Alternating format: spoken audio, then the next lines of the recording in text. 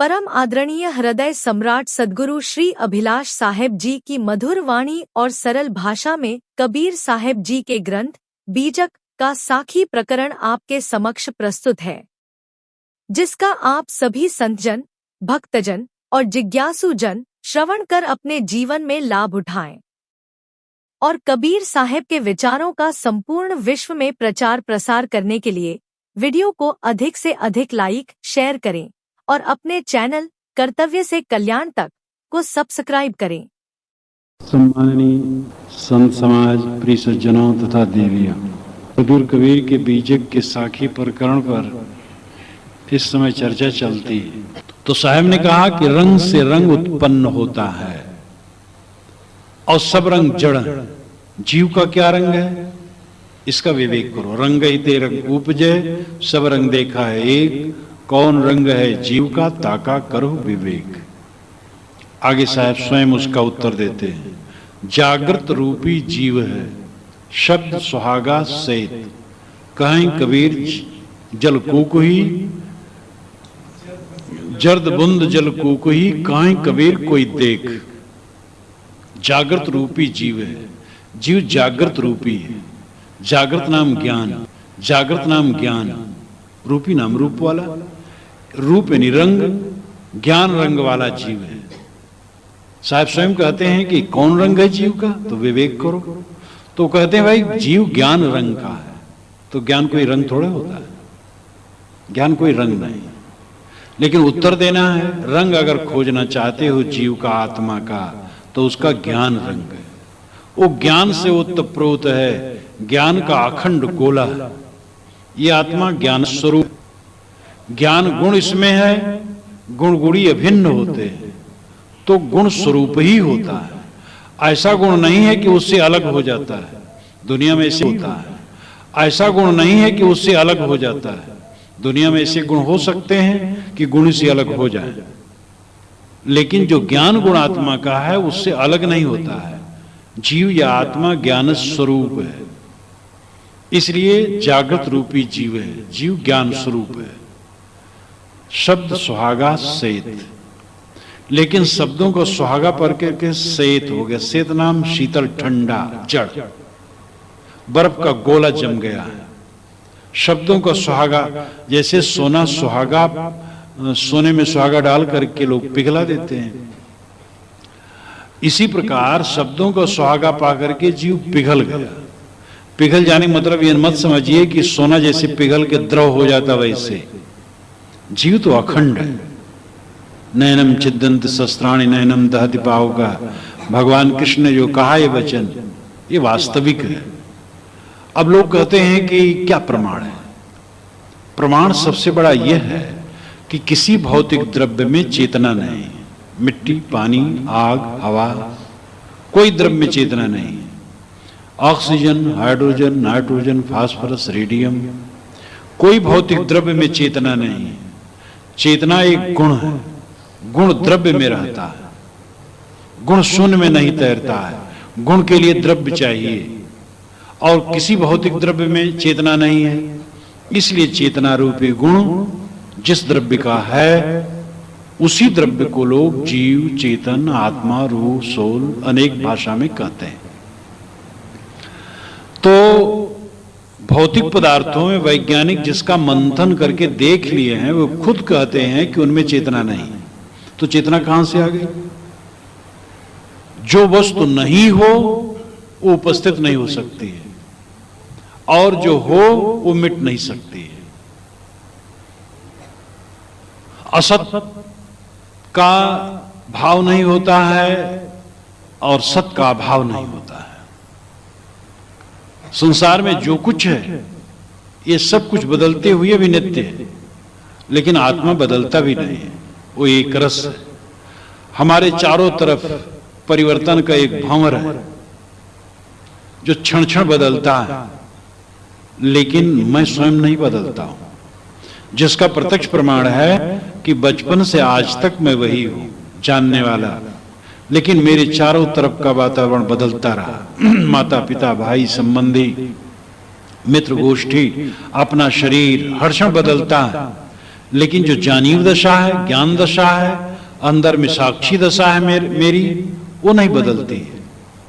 चश्मे के अनुसार दूर निकट देखने की अलग बात है, बचपन में कम जान पाते थे, थोड़ा फिर और जानने लगे, पढ़े लिखे अब और बहुत ज्यादा जानते हैं। ये तो शरीर उपाधि भेद से है।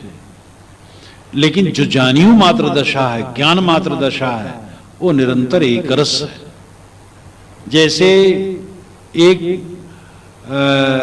हिलोरों से भरे समुद्र के बीच में पर्वत खड़ा हो और स्थिर हो, इसी प्रकार ये भौतिक पदार्थों के परिवर्तन के बीच में आत्मा स्थिर है। और हमसे जो कुछ मिलता है छूटता है, लेकिन मेरी आत्मा नहीं छूटती। मेरी आत्मा से, मुझसे अलग होने कोई चांस ही नहीं। तो जो नित्य है, एक रस है, वह आत्मा है, ज्ञान स्वरूप जीव है। वो जागृत स्वरूप ही ज्ञान स्वरूप ही है। उसका प्रत्यक्ष प्रमाण है कि हम जागृत अवस्था में जानते हैं, स्वप्न में जानते हैं, और सुषुप्त में नहीं जानने को जानते हैं। जागृत अवस्था में पांचों इंद्रियों से पांचों विषयों को हरदम जानते हैं। स्वप्न में जाते हैं तो जागृत अवस्था के संस्कारों को जो मन में ग्रहण कर रखा है उसको जानते हैं। सपना क्या है? हमारे ही किए धरे संस्कारों का बंडल है। जब गाढ़ी नींद में जाते हैं तो वहां कुछ नहीं जानते हैं, लेकिन कुछ नहीं को जानते हैं। जाग करके कहते हैं ऐसा सोया कि कुछ नहीं जाना। जो कुछ नहीं जाना वो मौजूद था।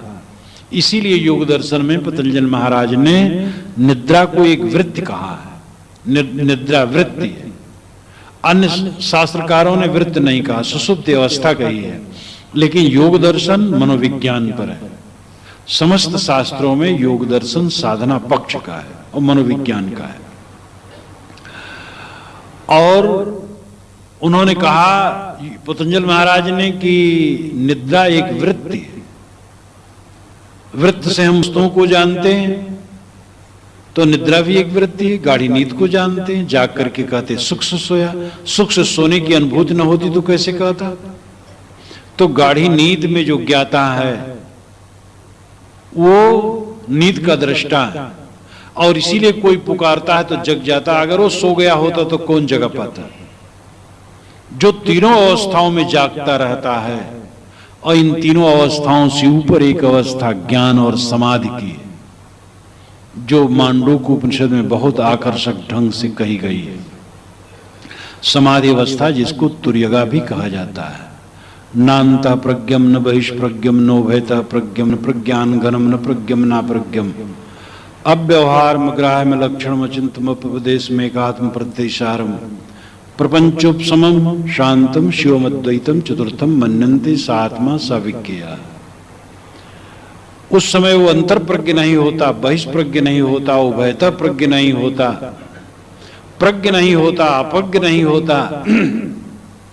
वो तो अव्यवहार है, अग्राह्य है, अलक्षण है, अचिंत है। उसका उपदेश नहीं हो सकता। एक आत्म प्रत्ययसारम, वो तो एक आत्म अस्तित्व मात्र होता है। इस लंबे पद में एक आत्म प्रत्ययसारम, यही इसकी जान है। एक आत्म प्रत्ययसारम, एक आत्म अस्तित्व ही सार है। प्रपंचोपशमम, वहां प्रपंचों का उपशमन रहता है, लेकिन क्योंकि मन नहीं रहता है। प्रपंच, सारा प्रपंच मन में, प्रपंच समाधि में लीन हो जाता है, क्योंकि मन लीन हो जाता। प्रपंचोपशमम शांतम, शांत हो जाता। शिवम, वह शिव तत्व है। जो कल्याण ही शिव तत्व है। अद्वैतम, अकेला रह जाता है। आपका आत्मा अकेला है। समाधि का अर्थ ही अपने अकेलेपन में चला जाना। चतुर्थम मन्यन्ते स आत्मा सविज्ञेयः, ये चतुर्थ अवस्था है। जागृत, स्वप्न, सुषुप्त से परे जो समाधि अवस्था, परमार्थ अवस्था, तुर्यगावस्था, और सहज समाधि कबीर साहब की भाषा में कहें, योग की भाषा में और जैन की भाषा में कैवल्य उसको कह सकते हैं, वेदांत की भाषा में अद्वैत कह सकते हैं, बौद्ध भाषा में उसको निर्वाण कह सकते हैं, सूफी भाषा में हगवीनी कह सकते हैं।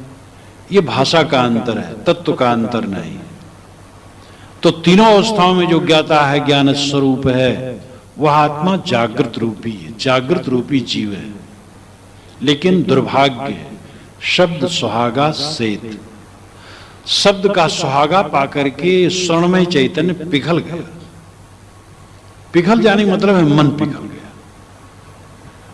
शब्द आपको कोई कहा कि अमुक, तो आपके लिए आलोचना करते थे, बस अब आप घबराए।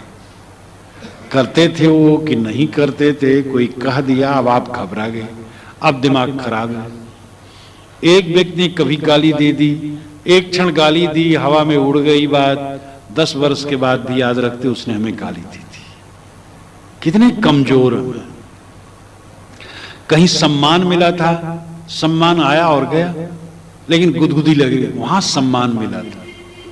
एक प्रवक्ता ने अभी कहा था कि हलवा खाए थे तो ये हुआ था, तो आदमी सोचता रहता है, अरे हलवा खाए, 10 मिनट जिम में लगा और फिर गया घाटी के नीचे माटी, अंत में वही स्मरण उठ उठ करके हमारा चित्त परेशान होता रहता है। तो शब्द सुहागा सहित मनुष्य के चित्त में शब्द गूंजते रहते हैं। शब्द नरक बनाए हुए हैं। आदमी का मन शब्दमय है। शब्द से चिंतन को अलग नहीं कर सकते हो, स्मरण को अलग नहीं कर सकते हो। स्मरण और चिंतन, शब्द और मन एक साथ शांत होते हैं। इसीलिए उसको कहा जाता है कि मन वाणी से ऊपर है। मन शांत हुआ तो वाणी शांत, वाणी शांत हुई तो मन शांत। एक वाणी तो मुख से कही जाती है तो शांत हो जाती, बोलना बंद कर दो शांत, लेकिन अंदर की वाणी खत्म नहीं होती। स्मरण चलता है तो स्मरण में वाणी चलती है। स्मरणों के साथ वाणी चलती रहती है। आदमी अंदर अंदर बतियाता रहता है। जागृत में जब बतियाना खत्म हो जाए तो सपने में बतियाता रहता है। इतना शब्द भर गए हैं इसके दिमाग में कि आदमी का नरक हो गया। शब्द ने नरक कर दिया। इसीलिए अच्छे शब्द को स्थान देना चाहिए, इन शब्दों को निकालना चाहिए। शब्द शब्द बहु अंतरे, सार शब्द मत लीजे, कहें कबीर जहां सार शब्द नहीं दृक जीवन सु जीजे। शब्द शब्द में बड़ा अंतर है, सार शब्द मत करके लो। शब्द मिलित जुलित है। यहां तक शास्त्रों में भी सब प्रकार के शब्द, रोचक, भयानक, यथार्थ। स्वामी रामकृष्ण परमहंस से कहा करते थे, प्राय जब पंडित उनसे मिलते थे तो कहते, बताओ पोथी वोथी पढ़ते हो कि ध्यान भी करते हो? तो पंडित कहे, नहीं महाराज, हम ध्यान करने कहाँ फुर्सत, पोथी वोथी पढ़ते हैं। अरे कहे, तुम्हारी पोथी में शक्कर और धूल सब मिला है, तो ध्यान करो, साधना करो। तो अलमस्त संत थे, सबको अपना उल्टा पलटा भी कहा देते थे वैराग की मस्ती में। मन हमारा शब्दों से भरा हुआ है। शब्दों पर विचार करें, निर्णयी बने। वेद के ऋषि चलनी का और कबीर साहब सूप का उदाहरण देते हैं। वेद के ऋषि कहते हैं, सप्तमेव त्युतना पुनंतरो यत्र धीरा मनसा वाचम कृत अत्रा सखाया सख्यानि जानते भद्रई श्याम लक्ष्मीर नेतादि वाची। जैसे चलनी से सत्तू छाना जाता है, वैसे विवेकवान मन से वाणी को छानते हैं। सक्त में तितौना, तितौना नाम चालना, तितौ नाम चलनी, तितौना नाम चालना, सत्तु नाम सत्तू। सत्तू से परिचित ऋग्वेद के ऋषि भी थे, सत्तू खाते थे। सत्तू बहुत पुराना है। तो चलनी से जैसे सत्तू छान लिया जाता है, तैसे विवेकवान मन से वाणी को छानते हैं। और जहां ऐसा छान विचार है, वहां मित्रता बढ़िया निभती है, और वहीं मंगलकारी लक्ष्मी निवास करते, और वहीं मंगलकारी लक्ष्मी निवास करते। और कबीर साहब की साखी तो बड़ी सरल और प्रसिद्ध है, आप जानते हैं। साधु ऐसा चाहिए जैसे सूप सुभाए, सार सार को गह रहे थोथा दे उड़ाए। तो वाणी के विचारक बनो। सब वाणी मान न लो, जानो तब मानो। ठीक है, बच्चे मान लें तब जाने, का माने कबूतर, फिर तर्क न करें बच्चे। लेकिन अब आप लोगों के बाल पक गए, आप भी का माने कबूतर करें? आप तो जान के तब माने। जो बाल बुद्धि वाले मान लें तब जाने, जो विवेक रखते हैं वो जान ले तब माने। तो शब्द सुहागा सहित शब्दों का सुहागा पाकर के जीव पिघल गया। और क्षण क्षण शब्द मिलते हैं, थोड़े थोड़े में हर्षोक हर्षोक हर्षोक। बस शब्द कोई कहा, हम तो पशु बन गए हैं। पशु को हाँको, जिधर हाँको उधर चले। हम पशु बन गए हैं, हमें लोग हाँकते रहते हैं। कोई अच्छा कह दिया हम फूल गए, बुरा कह दिया पचक गए। ये पशुत्व है। हमें ऐसा तटस्थ होना चाहिए कि वातावरण से प्रभावित न होकर के अपने आप में निर्विकार भाव से रह सकें। आप ये पक्का समझ लीजिए कि आप सब जानते हैं, जो कोई प्रवक्ता कहता है, कोई ऐसी बात नहीं कहता कोई जानते नहीं। फिर क्यों कहा सुना जाता है? क्योंकि याद फिर हो, हम तो भूल जाते हैं ना। इसलिए इकट्ठा बैठा जाता कहानी सुनने के लिए। आप ही लोगों से भी कह दिया, आप ही वही कहेंगे जो मैं कह रहा हूं, अपने ढंग से कहेंगे। तो जो कुछ मिला है वो क्षण मात्र के लिए विश्वास नहीं किया जा सकता। सब मिटने वाला है, मिट रहा है। जैसे दीपक की ज्योत पर पतंगे जल जल के मरते हैं, वैसे प्राणी काल के काल में जाते हैं। आत्मविहाप्तनो गोप्ता निर्विद्येत यदाखिलात् अप्रमत्त इदम पश्येत ग्रस्तम काला हिना जगत। ये भागवत का मंत्र है। आत्मविहाप्तनो गोप्ता, आत्मा अपनी आत्मा का स्वयं रक्षक हो जाएगा तब जब निर्विद्येत यदाखिलात्, जब संपूर्ण के प्रति निर्वेद्य उदय हो जाएगा, वैराग्य उदय हो जाएगा। जब समझ में आ जाए कुछ मेरा नहीं, सबसे अनासक्त हो जाएगा, तब अपनी आत्मा का उद्धार कर देगा। अब इसमें यह बात नहीं कि वो व्यवहार नहीं करेगा, व्यवहार तो बढ़िया करेगा। ये तो बारंबार मैं निवेदन किया करता हूं, अब आप भी इसको समझ सकते हैं। जो जितना अनासक्त होगा उतना बढ़िया व्यवहार कर सकेगा। राजा दशरथ अनासक्त न रहने से बढ़िया व्यवहार नहीं कर पाए और इसीलिए वो दुख में पड़ गए। महाराज राम अनासक्त थे, तब बात जैसे सुने, राजगद्दी नहीं बन चल दी। आसक्त होते तो बैठ जाते, कोई ना हटा पाता, तो रामायण भी न बनती और इतना ऊंचा आदर्श भी स्थापित न होता। तो जो अनासक्त होता है वो तो और बढ़िया व्यवहार करता है। भरत आसक्त होते तो राज्य तो उनको मिल ही गया था, लेकिन राम से भरत ने अधिक कठोर तप तपा। जहां कहीं भी व्यवहार की मधुरता हुई है अनासक्त व्यक्तियों द्वारा, आसक्त व्यक्तियों द्वारा तो नरक हो जाता है। जो पुरुष अपनी पत्नी में आसक्त रहता है अपनी पत्नी की दुर्गत कर देता है, मोह माया करके उसको अविवेकी बना देता है। और ऐसे पत्नी या पुत्र या भाई जो भी हैं, जो आसक्त हैं, जो माता पिता बड़े दयाल बच्चे बनते हैं, जरा सा गिर पड़ा, अरे बच्चा गिर पड़ा, ओह चोट लग गई, मार पूछने पाछने। अरे बच्चों गिरने दो, पढ़ने दो, चोट खाने दो, मजबूत बनेंगे। लेकिन हम कमजोर दिल के, और हम कमजोर साथियों को कमजोर बनाते हैं। तो शब्द सुहागा से जर्द बुंद जल को कोई काई कबीर कोई देख। जर्द पीला वो मां का रज, बुंद वीरज पिता का, रज वीरज के संयोग से जल को कोई जल बुदबुदा बनता है गर्भाशय में, और फिर शरीर की रचना होती है। साहब मानते हैं कि जीव वासना बस देह में जाता है, फिर देह धरता है। भारतीय परंपरा का पुनर्जन्मवाद पूर्ण रूप से कबीर साहब मानते हैं, और वो कहते हैं कि जब जीव तो शुद्ध बुद्ध निर्मल है, जागृत रूपी जीव है, लेकिन वो शब्दों विषय वासनाओं के चक्कर में पड़ करके बारंबार माता पिता द्वारा देह धर धर कर इस संसार भवाटवी में भटकता रहता है और स्वरूप स्थित नहीं पाता है, आत्म स्थित नहीं पाता है। पांच तत्ले यातन कीन्हा सोतन लय काहिले दीना। कर्म के बस जीव कहता है, कर्म को जीव दीना। पांच तत्ले यातन कीन्हा, साहब कहते ये तत्व, ये शरीर पांच तत्वों से बना हुआ है। मिट्टी पानी आग हवा आकाश। मिट्टी पानी आग हवा तो द्रव्य है, आकाश शून्य है। आकाश से कुछ बनता नहीं, आकाश में कोई हरकत नहीं होती, शून्य है। इन चारों से बनता है तो आकाश अपने आप वहां उपस्थित हो जाता है। जहां कहीं कुछ संदेह होगी वहीं आकाश। दो तत्वों के कणों के बीच में आकाश अपने आप रहता है। तो पांच तत्व लय आतन कीन्हा, पांच तत्वों से शरीर बना है। सो तन लय काहिले दीना, इस शरीर को तो कहां डुबा रहा है। सोने की कुदार घूर गोड़ने के लिए नहीं बना हुआ है। इतना उत्तम मानव जीवन तुम किसमें खो रहे? अपने को पहचानो, आत्मा को पहचानो।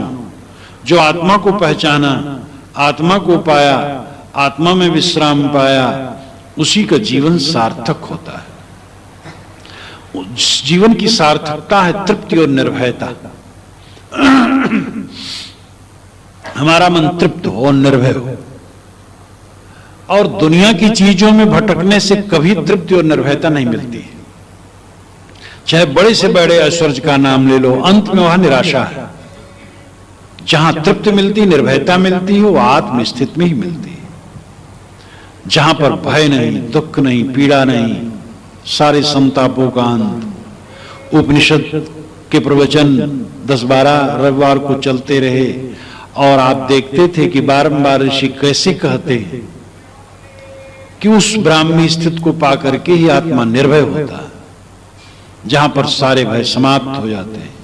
याज्ञवल्क्य ने कहा है, ऐ जनक, उस आत्मा को जानकर जो अक्षीण है, निर्भय है, निर्मल है और सारे कर्मों से ऊपर है, उसको जानकर उसमें स्थित होकर फिर वो ये नहीं चिंता करता है कि मैंने क्या किया था और क्या नहीं किया था। न तो की हुई के लिए चिंता रहती है और न करने की चिंता रहती है। वो तो इन वासनाओं से ऊपर उठ जाता है, दिव्य हो जाता है, निर्मल हो जाता है। हर आदमी का व्यक्तित्व क्षणिक है। वो अपना अवशेष छोड़ जाता है, चाहे पुत्र के रूप में, चाहे शिष्य के रूप में, चाहे संस्कारों के रूप में, विचारों के रूप में। एक आदमी है जो कुछ अच्छा बुरा किया, दूसरे पर प्रभाव डालता है, अपना चला जाता है, वो प्रभाव दूसरे पर रह जाता है। चाहे साधारण व्यक्ति हो, चाहे बड़ा पुरुष हो। बड़े पुरुष का दायरा ज्यादा होता है, साधारण का थोड़ा होता है। एक मैले दांत का आदमी हो, वो अपना गंदा प्रभाव डाल जाता है, और एक साफ सुथरा रहता है, वो अच्छा प्रभाव डालता है। किसी घर में आप जाइए जहां खूब सफाई हो, तो मन अपना होगा ऐसे सफाई रखना चाहिए। कहीं गंदे घर में जाइए और अगर आप सजग नहीं तो सोचेंगे अरे थोड़ा गंदा रहना क्या बुरा, देखो इनका भी तो ऐसे। तो देख करके प्रभाव अपना पड़ता है अपने ऊपर। देखी देखा पाप, देखी देखा पुण्य। तो हर आदमी अपना संस्कार छोड़ जाता है और कोई रहता नहीं। स्वामी शंकराचार्य नहीं है, परंपरा है। सदगुरु कबीर नहीं है, परंपरा है। गोस्वामी जी नहीं है, परंपरा है। हजरत मोहम्मद नहीं है, परंपरा है। कोई बैठा रहा था, कोई बैठ करके पकड़े रह सकता है? सब छोड़ छोड़ के चले जाते हैं। वो अपनी चीज छोड़ जाते हैं, संस्कार छोड़ जाते हैं। इसलिए पकड़े रहने का लोभ बहुत गलत है। बच्चे, आपने बच्चा पैदा कर दिया, छोड़ दिया, हो गया। आप चिपके हैं कि बच्चे कैसे निभाएं और कैसे इनको और धनी बनाएं। बच्चे के बच्चे हो गए, तब बच्चे के बच्चे कैसे करें? ये महामोह कब तक पकड़े रहोगे? छोड़ना पड़ेगा, बिना छुट्टी नहीं है, जबरदस्ती छूट जाएगा। त्याग करन है सबन को, बचत न कोई दिखाए। चाहे तजे दुख भोग के, चाहे प्रथम हटाए। चाहे दुख भोग करके त्यागो, चाहे पहले त्यागो, त्यागना पड़ेगा, बिना त्यागे छुट्टी न हो। इसलिए मनुष्य को पकड़े रहने की लालसा नहीं होनी चाहिए, ये ममता नहीं होनी चाहिए ऐसे रोज बना रहे। सब कुछ ऐसे बना नहीं रहेगा। कोई भी चीज किसी की बनी नहीं रहती, सबका बिखर जाता है, लेकिन उसका अवशेष दूसरे ढंग से रहता, होता रहता है। और हमें तो ये सोचना चाहिए चाहे रहे चाहे न रहे, अपना हम अच्छा काम करें, अपना कर जाएं, बस ठीक है, उतना काफी है। अपना कल्याण कर लो, अब आपसे जो गुण लेना होगा लेंगे। लेकिन ये महामोह ममता कि ये सब बना कैसे रहे, ये सब स्थिर कैसे रहे। धार्मिक प्रचारकों को भी बड़ा मोह रहता है, धर्म का प्रचार बढ़ता कैसे रहे, ये भी महामोह, महामाया है। अरे अनादि काल से धार्मिक लोग प्रचार करते गए हैं और प्रचार होता रहा है, और दुनिया है कुत्ते की पूंछ, पकड़ के सीधी करो, छोड़ो टेढ़। वेद व्यास जी महाराज कहे कि भाई मैं कुछ उपदेश करना चाहता हूं, थोड़ा सुनो। अरे कहे बाबा फुर्सत नहीं है। तो सोची कि तो सुनने वाले कोई नहीं है, तो बाजार में चले गए जहां पर भीड़ ज्यादा थी, मंडी उंडी भीड़ ज्यादा होती है। जरा ऊंची जगह खड़े हो गए, कहे भाई जरा सुन लो, मैं कुछ कहने जा रहा हूं। उन लोगों ने कहा बाबा फुर्सत नहीं है, हम सौदा लिए घर जा रहे हैं, आप क्या कहना चाहते हैं, बेकार की बात। कहे कोई सुनने वाला नहीं। तो उन्होंने जबरदस्ती कहना शुरू किया। ऊर्ध्व बाहुर विरूप में नामे कसित सुनोतिया धर्मादर्थस्य कामस्य कस्मात् धर्मो न सेव्यते। मैं अपने हाथों को ऊपर उठा करके कह रहा हूं, लेकिन मेरी बातों को कोई सुन नहीं रहा। धर्म से ही भोग मिलता है, अर्थ मिलता है। अगर भोग और अर्थ चाहते हो वो भी धर्म से ही मिलता है। क्यों नहीं धर्म का सेवन करते हो? मान लो आपको कोई 1 करोड़ रुपया दे दे, धर्म का सेवन न करो, लंपट बन जाओ, थोड़ी देर में तो मिट्टी पलित हो जाएगी, भोग नहीं पाओगे। खाने पीने में संयम कर दो, पेट गड़बड़ा जाएगा तो बस कोष्ठबद्धता हो जाएगी। इसलिए धर्म का सेवन बहुत जरूरी है।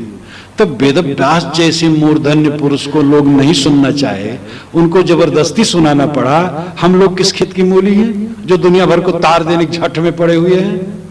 ये कुछ नहीं, बस अपना काम करें, जिनके गर्ज होगा तरेंगे। सब हजारों खिज्र पैदा कर चुकी है नस्ल आदम ने, ये सब तस्लीम, लेकिन आदमी अब तक भटकता है।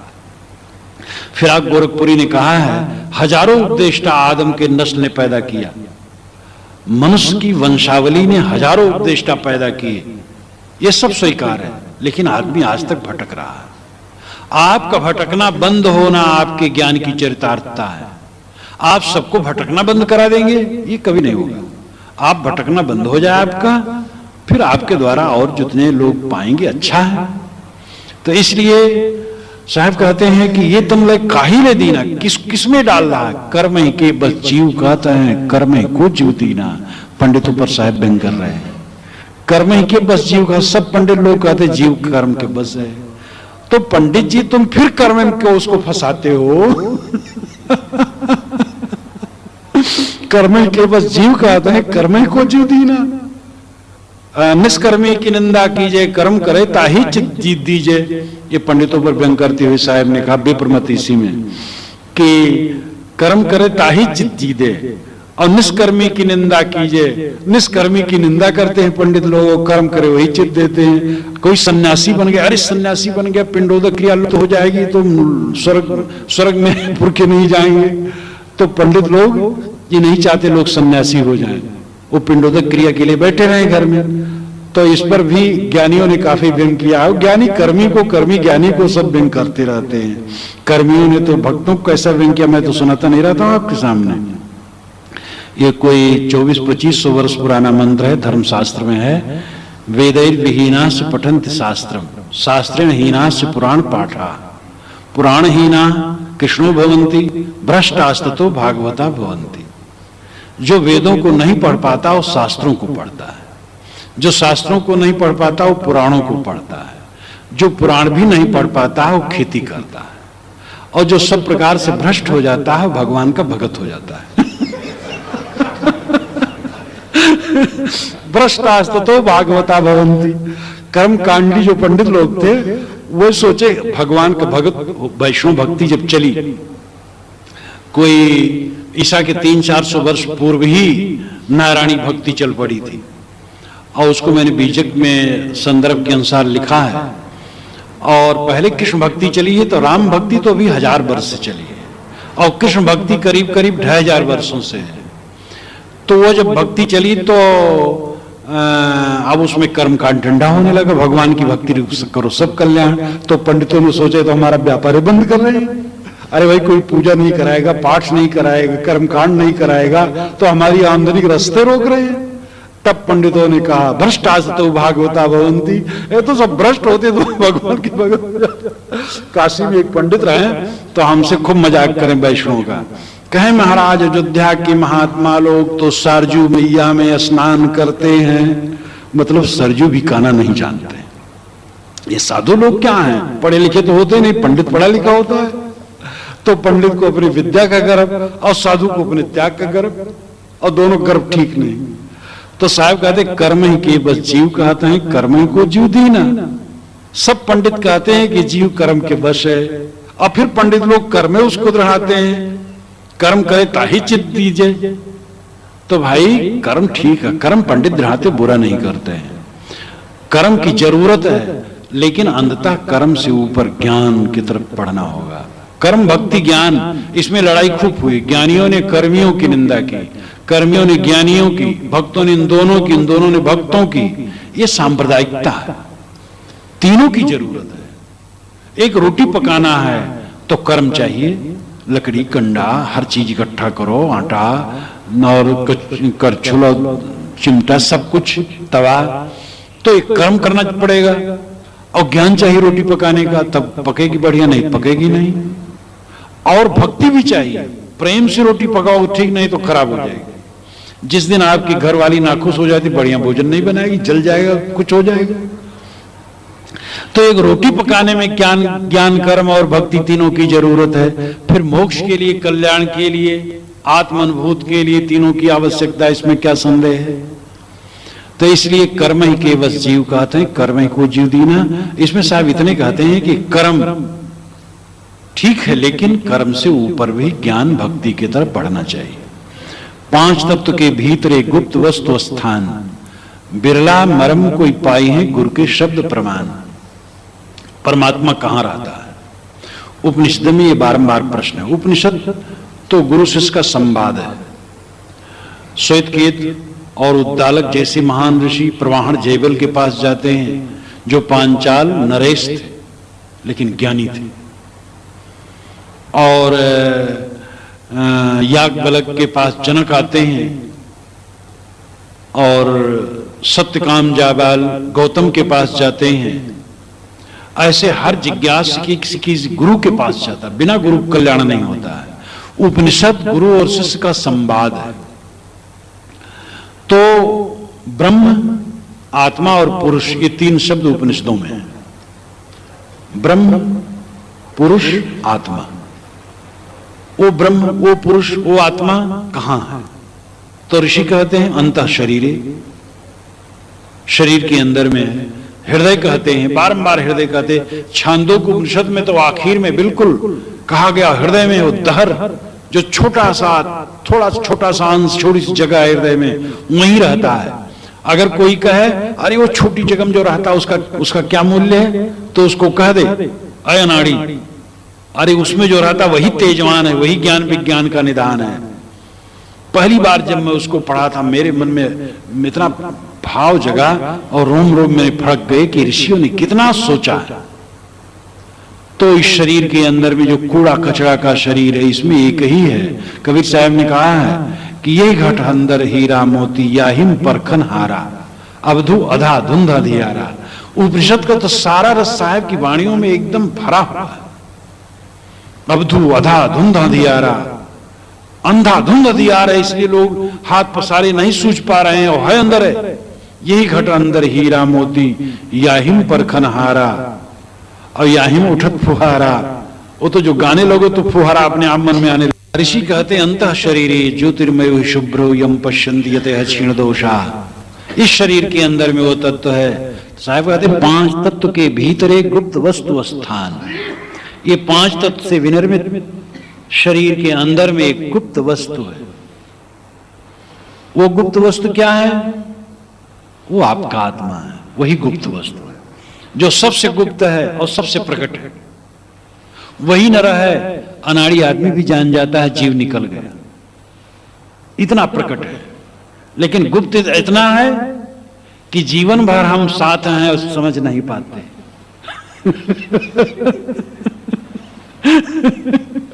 क्योंकि जो निकट की वस्तु होती है वो दुर्विज्ञेय होती है। दुनिया की वस्तुओं को देखते आंख को नहीं देख पाते, लेकिन आप विश्वास करें कि आपकी आंखें हैं तभी दुनिया देख रहे हैं। वैसे आपको कोई कह दे अंधे तो देखो लाठी चला दोगे। अब आपने जीवन में कभी आंख नहीं देखी अपनी, कैसे विश्वास कर लिया आपकी आंखें हैं? क्योंकि दुनिया को देख रहे हैं। तो आप जान रहे हैं दुनिया को, तो जानने वाला कैसे नहीं है? तो ये आत्मा गुप्त वस्तु है। लेकिन बिरला अमरम कोई पाई है गुरु के शब्द प्रमाण। गुरु के शब्द प्रमाण से कोई बिरला इसका मरम पाता है। इसलिए आश्चर्य पश्यते आश्चर्य बदत, भगवान कृष्ण गीता में कहा कि आश्चर्य के समान ही इसको कोई देखता, समझता, कहता, सुनता है, और कोई सुन करके भी नहीं समझ पाते हैं। यमाचार्य ने कठोपनिषद में नश्चर्य पश्यते आश्चर्य बदत, भगवान कृष्ण गीता में कहा कि आश्चर्य के समान ही इसको कोई देखता, समझता, कहता, सुनता है, और कोई सुन करके भी नहीं समझ पाते हैं।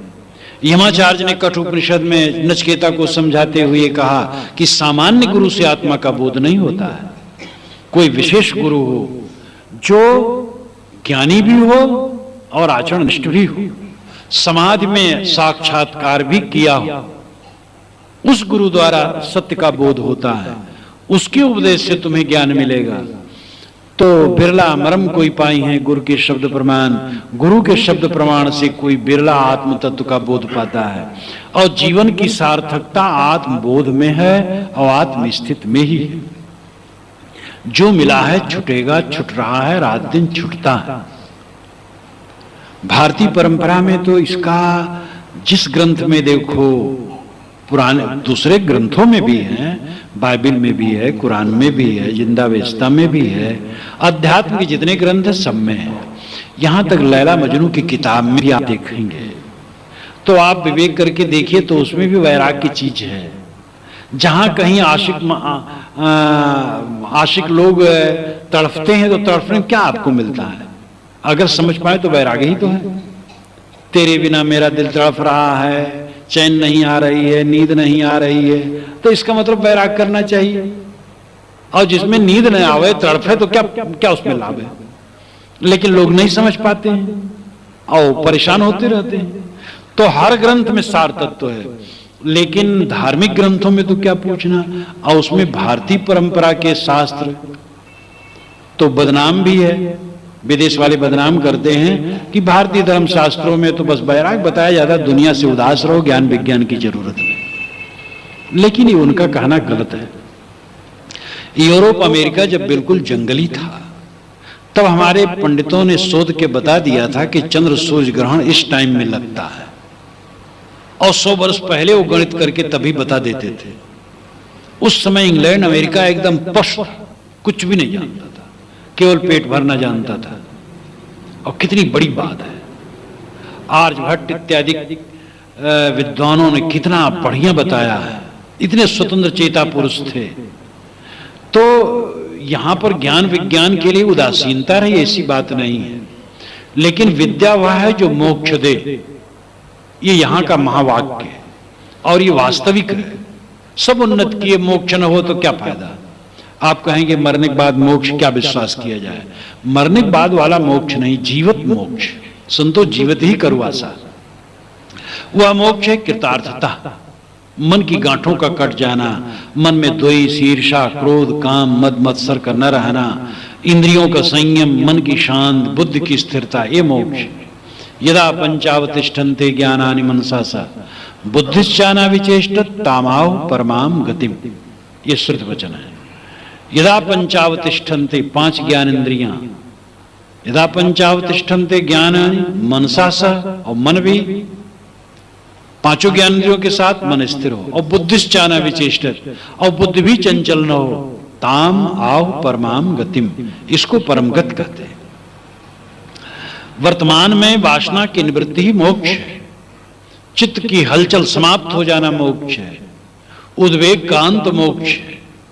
ये मोक्ष तो बहुत प्यारा है। आप मुक्त रहें तो देखेंगे बिस्तर पर पड़ेंगे, नींद बढ़िया आ जाएगी, और मन की ग्रंथि में रहे, करवट बदलते रहेंगे, नींद नहीं आएगी।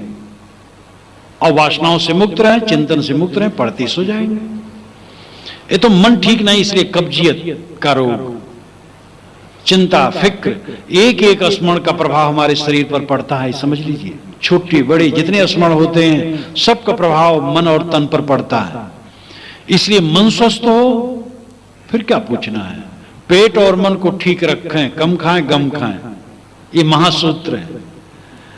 तो मन बिल्कुल ठीक रहेगा तो मोक्ष, वही विद्या है जिससे मोक्ष हो। और ये घोषणा करने योग्य है, धुंध भी बजा करके कहने योग्य है। और इसका कोई यूरोपीय विद्वान या कोई भी मखौल उड़ाता है, चाहे भारतीय चाहे भारतीय, समझता नहीं।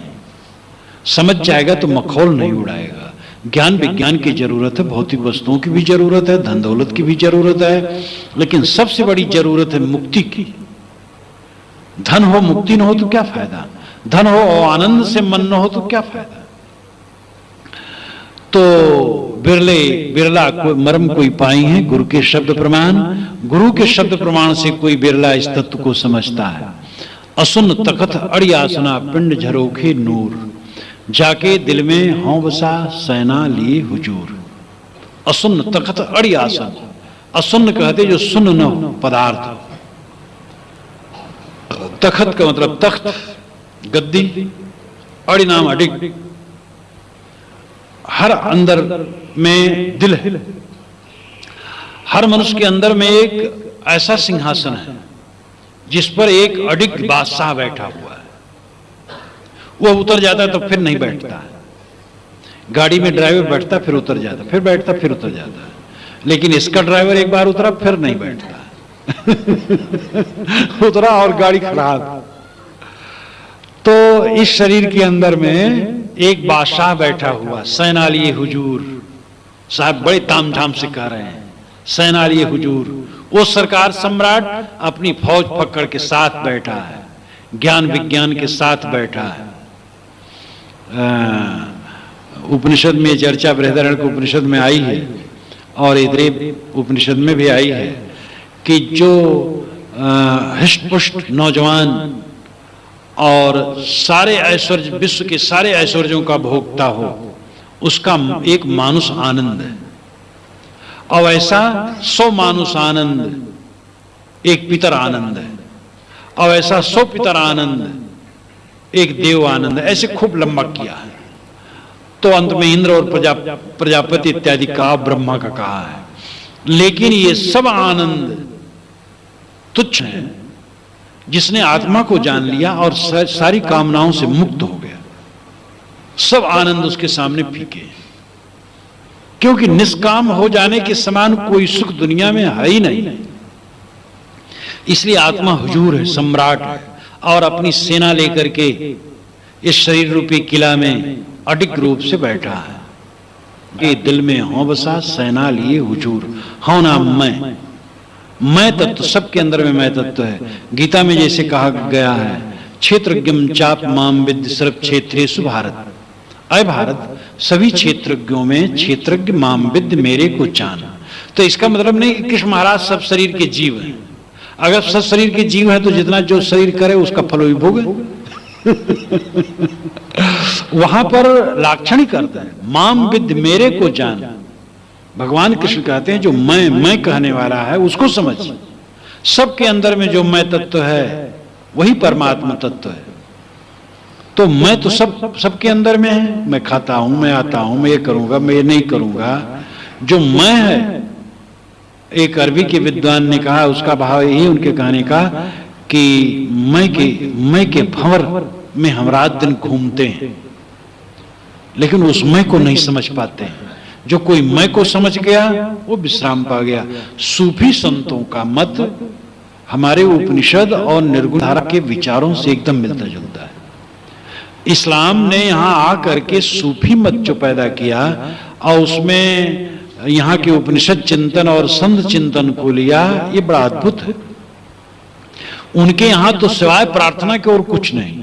सामी, पूरी सामी परंपरा में, सामी परंपरा में कहा करता हूं, साम हे में पेत, नूह के 3 पुत्र थे जिसमें साम बड़े थे, और साम के ही वंशज ये अरब वाले, सीरिया वाले माने जाते हैं। इराक, अरब और अफ्रीका का कुछ हिस्सा, और उसमें यहूदी, ईसाई, इस्लामी सब सामी कहलाते हैं, साम वंश होने की वजह से। और उनमें प्रार्थना पर जोर है, बारंबार हरदम प्रार्थना। भारतीय परंपरा में प्रार्थना है हल्की सी, ध्यान पर जोर है, मुख्य ध्यान है। प्रार्थना मन को शुद्ध कोमल बनाने के लिए है। जिंदगी में प्रार्थना नहीं करते रहना है, किंतु उस स्थिति में पहुंच जाना है। वहां परमात्मा सदैव अलग बना रहता है। भारतीय परंपरा में आत्मा परमात्मा बन जाता है, हो जाता है, वो है ही। और इसका सूत्र वेदों में भी है। वेद का एक बड़ा सुंदर मंत्र है, परिद्यावा पृथ्वी सद्यत्वा परिलोकान परिदिशा परिस्व ऋतस्य तंतुम विततम विचित्ते तत्पश्यत् तद्भवत् तदासीत्। परिद्यावा, द्यावा यानी स्वर्ग, परिद्यावा पृथ्वी, परिसब में विशेषण, परिणाम समग्रता। परिद्यावा पृथ्वी सद्यत्वा परिलोकान परिदिशा परिस्व, सारी दिशाएं, सारे लोक, सारे भुवन। ऋतस्य तंतुम विततम, ऋत के तंतु से परिपूर्ण है, नियम के तंतु से परिपूर्ण है। सारे संसार में नियम के ताना बाना है। सारा संसार नियमों से चलता है। ऋग्वेद में नियम का शब्द है ऋत। ऋत नियम, सारा संसार नियम से चलता है। लेकिन ऋतस्य तंतुम विततम विचृते, जो उसको चीर डालता है यानी जड़ को भेद डालता है तो आत्मा में पहुंच जाता है। ये बाहर के चमक दमक को छोड़ करके जो अंतर्मुख हो जाता है वो आत्मा में पहुंच जाता है। तब तत्पश्यत तद्भवत तत्सी, तत्पश्यत उसको देख लेता है। जब वो चाकचिक से लौट आया तो हिरणमयन पात्रेण सत्यस्यापिहितम मुखम तत्तम प्रसन्न पाविरणु सत्य धर्माय दृष्टे। ये शुक्ल यजुर्वेद के 40वें अध्याय का मंत्र, एक मंत्र है।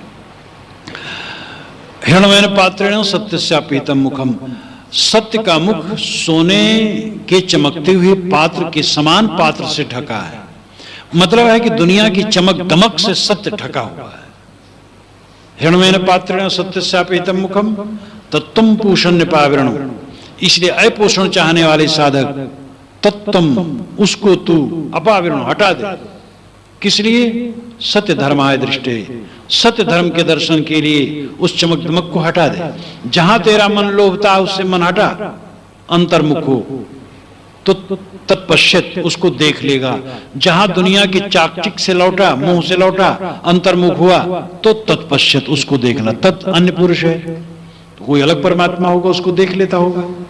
तत्पश्यत तो ऋषि फिर और निकट लाते हैं तद्भवत, फिर वो ही हो जाता है, वो परमात्मा ही हो जाता है। हो जाना भी नकली, कोई थानेदार हो गया तो रिटायर्ड हो जाएगा तो कंडा भी न पड़ेगा। तो इसलिए अंत में ऋषि कहते हैं तदासीत, अरे तू वही है, तदासीत वो वही है। पहले परमात्मा को देख लेता है तब परमात्मा हो जाता है। तब ऋषि कहते हैं तू परमात्मा ही, होना नहीं। इतना साफ वेद में भी उसके सोर्स हैं। उपनिषद तो उसके लिए भंडार ही है। और संत वाणी निर्गुणी धारा को तो कहना क्या, गोस्वामी जी सगुण उपासक थे लेकिन वो भी कहते हैं निज सुख बिन मन होय कि थीरा, जीव पाओ निज सहज स्वरूपा। तब से उस सहज स्वरूप संभाला, क्योंकि वहां गए बिना खाली हाथ पैर वाले भगवान में बहुत संतोष बहुत तक नहीं होगा। वो कालो करकंज पद कंजारणम, मन को ठहराने के आत्मंत में करकंज पद कंजारणम की जरूरत न होगी। रमनते योगिनो जिसमें नित राम है, जिसके विषय में जोगी जन रमण करते हैं उस राम की जरूरत है जो सबके अंदर में बैठा है।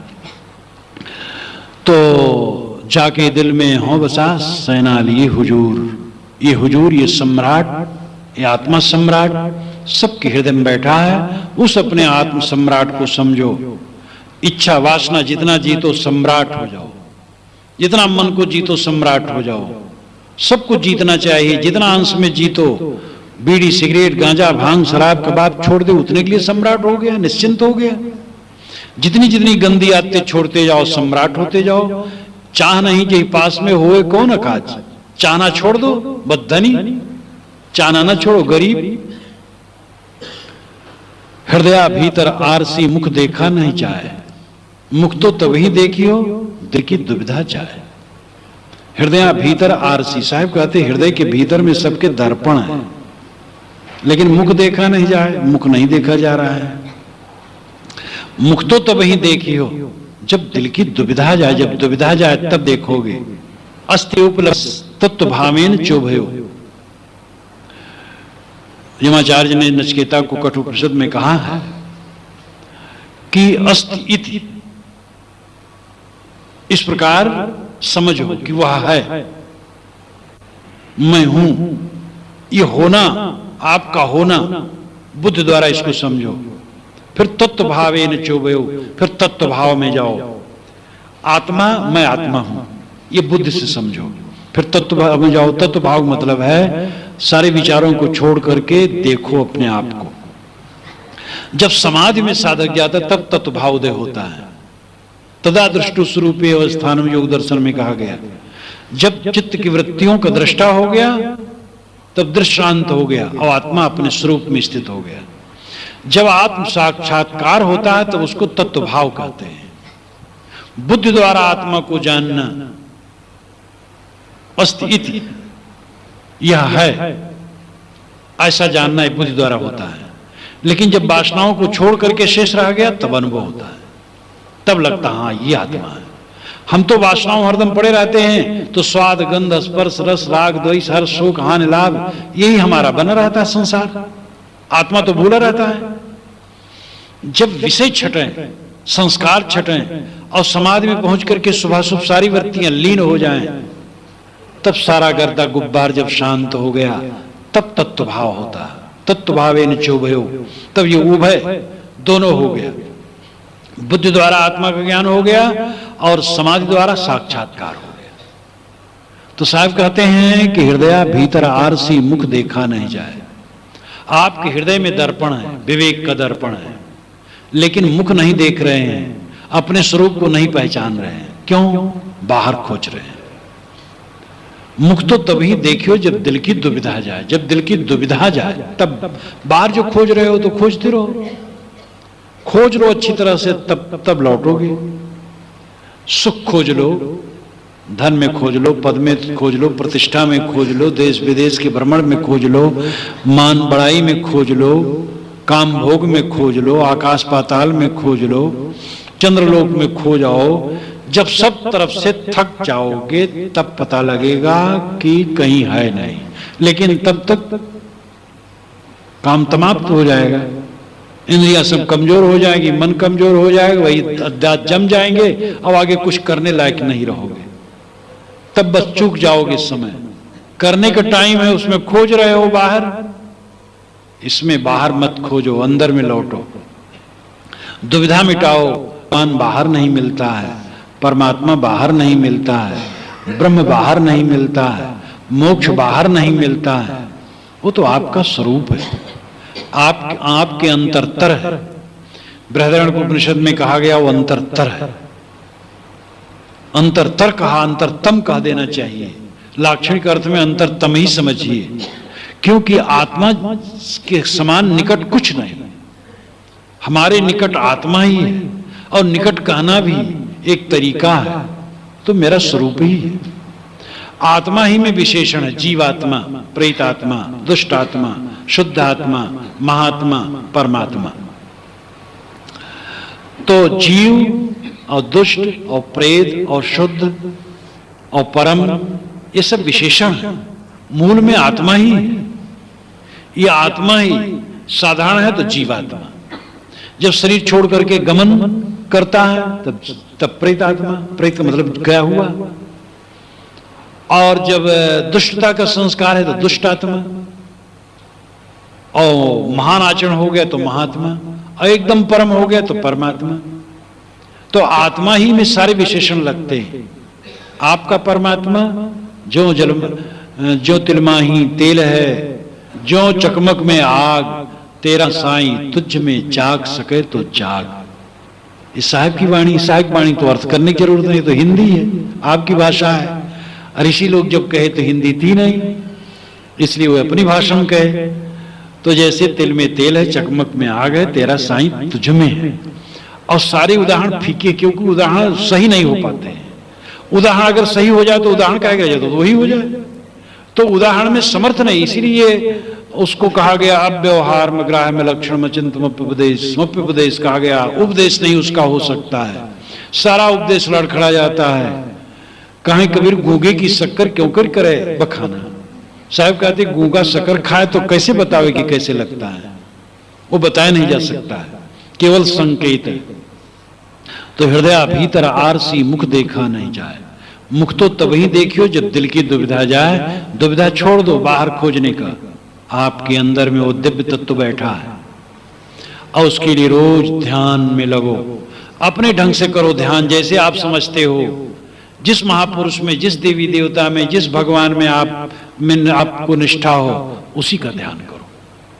लेकिन किसी सच्चे सदगुरु संत के पास जाओ, समझो, समझते जाओ उसको, और ध्यान जैसे बन पाओ करते जाओ। फिर आगे चल करके दृष्टा बनो मन का। बैठो, कुछ न सोचो, सारे संकल्पों को देखो, एकाग्र होने का अभ्यास करो, स्वाध्याय करो, साधना करो, ध्यान करो, चिंतन करो, अपने आप में लौटने का प्रयास करो।